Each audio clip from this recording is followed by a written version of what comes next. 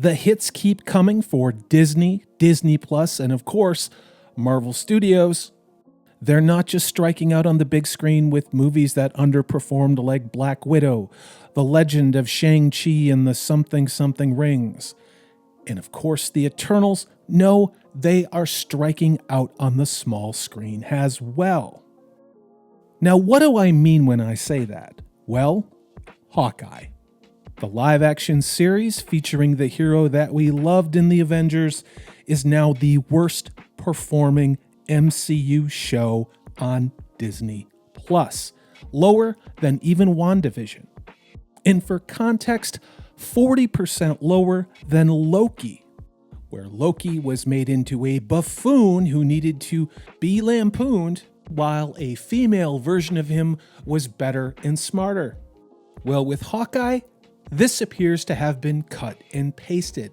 Clint Barton, aka Hawkeye, being completely upstaged and relegated to a small guest spot in his own TV show.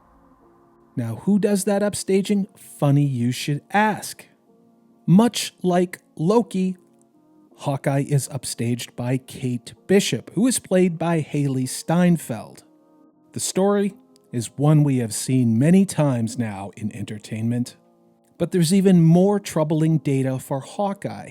Using the same source of the numbers I provided earlier, which is Samba TV, the new Hawkeye show doesn't just trail the 5-day average by 40% that was set by Loki. No, the second episode viewership dropped by 200,000 homes. Why is this important? Because when Disney Plus released Hawkeye, they didn't just release the first episode, they released the first one and the second one. Meaning that anybody who watched that first episode of Hawkeye had absolutely zero desire to see another second of it. Now you can make of that what you will, but I have an opinion as to why, and it's pretty simple. The first thing is people don't like having the characters that they've grown to love over movies and many years just being arbitrarily shoved to the side and replaced by a younger female version of them. Don't screw around and play gender politics with characters that we know and love. Those words, I believe, will be prophetic when we talk about Ironheart and Tony Stark's Iron Man. But the second thing is that people are just sick of the woke nonsense. Name one property that has come out, say, in the last 5 to 8 years that isn't overloaded with agenda and being used as a platform for something. Now, this phenomena is not just limited to Marvel content. It is also occurring for Disney Plus with Star Wars. Let me be clear, with shows that have the label Star Wars stapled on it. While The Mandalorian was a pretty good nod to the OG George Lucas vision, we are also hearing canon-breaking rumors about Kenobi, where there's going to be a rematch between a young Darth Vader, aka Anakin Skywalker, and our favorite desert hermit. At Disney's most recent investor meeting, subscriber numbers showed a profound lack of enthusiasm. Despite having content from Marvel and from Lucasfilms, Disney Plus's subscriber rates have flatlined. What does that translate into?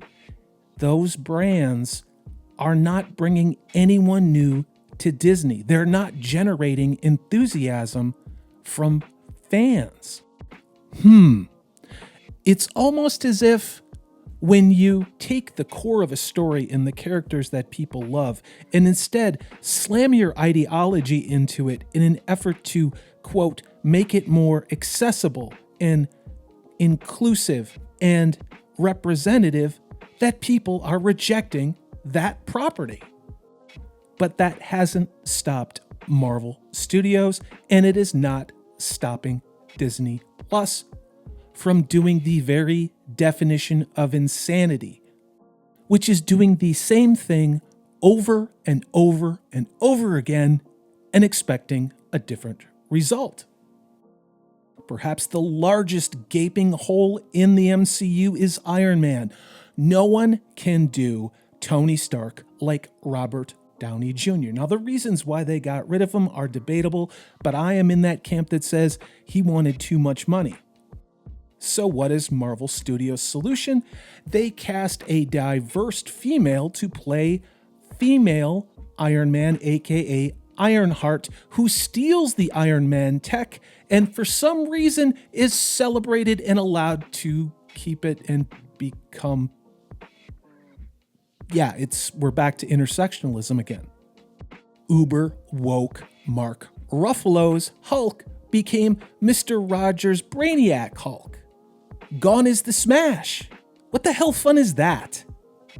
And what's worse, as I reported a couple of months ago in one of my videos, we're getting something on Disney Plus called She-Hulk, which is going to be, you guessed it, a Hulk played by a woman who is an attorney, and this is going to be a legal comedy drama thing with the Hulk.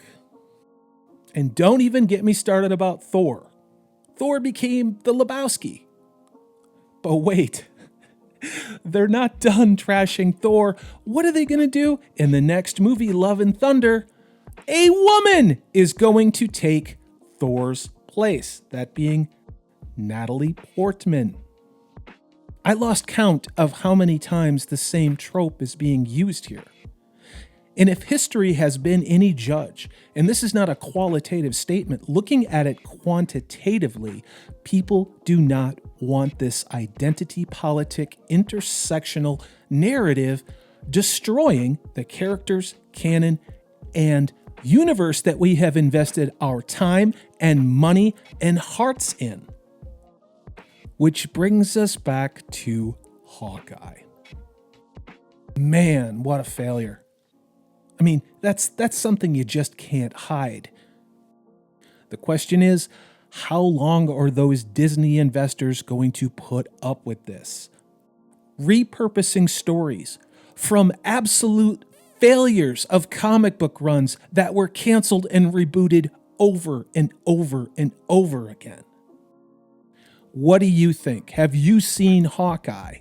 What do you think about the MCU, not just on the big screen, but on the small screen and what Disney Plus is doing? Are you excited about these gender-swapped characters that we all know and love?